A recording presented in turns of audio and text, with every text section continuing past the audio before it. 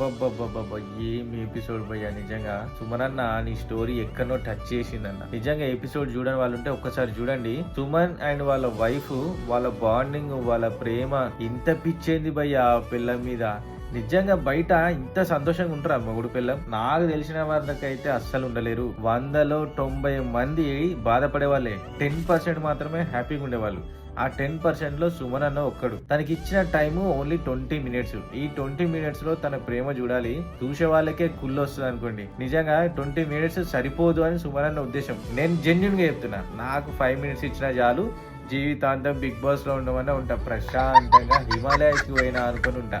అంత ప్రశాంతంగా ఉంటా. నా ఒపీనియన్ కాదు, మీ ఒపీనియన్ కూడా అయ్యి ఉంటుందని నేను అనుకుంటున్నా.